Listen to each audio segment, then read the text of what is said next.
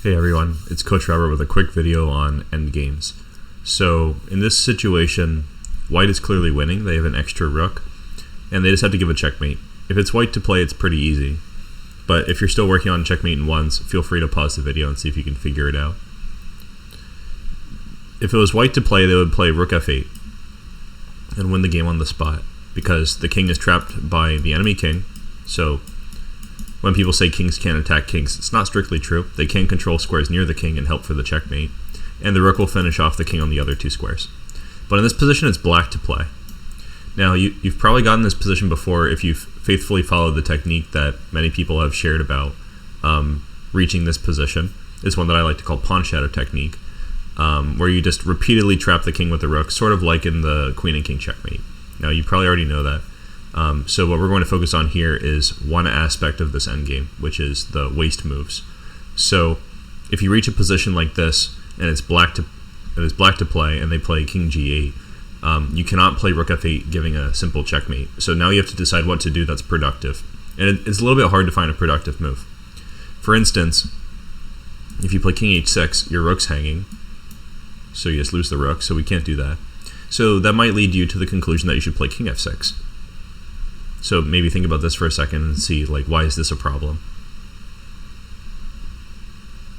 The issue is that they can play king h8, which sounds good, right? The king's going in the corner, but we no longer have the nice barrier from the king being on g6. So now if we try to go ahead and play rook f8, we just end up in a very similar situation, but on a different edge of the board.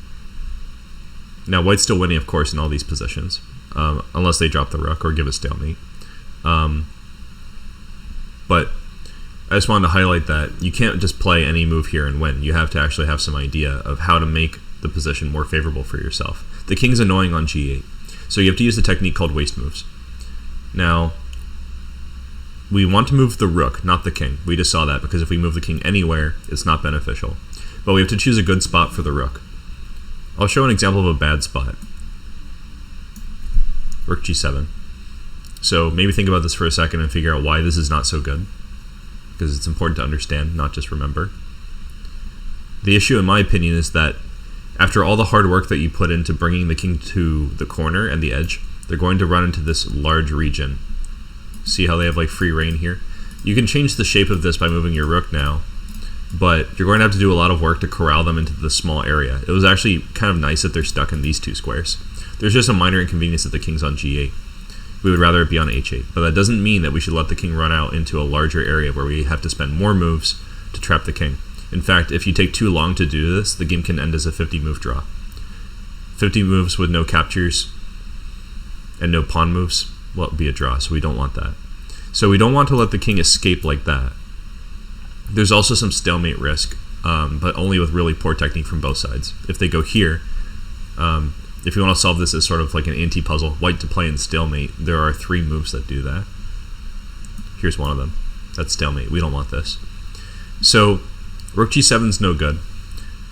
And logically, we can extend this argument to any of these rook moves, because if we play rook g7, they get to play king f8, and if we play any of these rook moves, they also get to play king f8 and go into this larger region that's hard to control.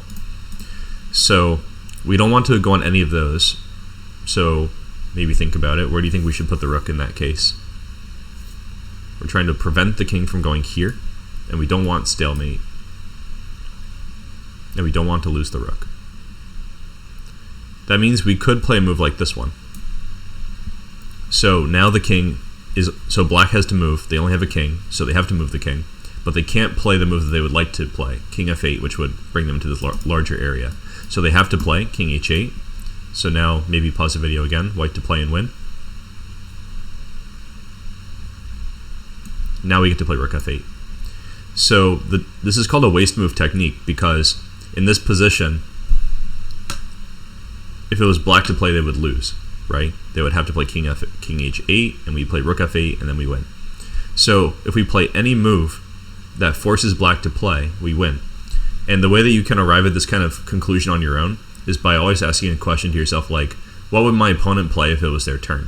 And that can either tell you what they might be threatening in a position where it's more complicated than this one, or it will tell you your opponent doesn't have good options, and if you pass the turn, they have to do something bad, in which case it's nice to pass the turn.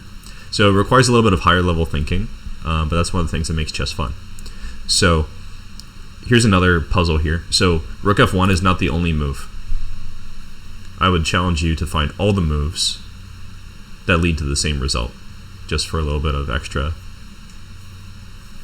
puzzleness in a relatively simple position.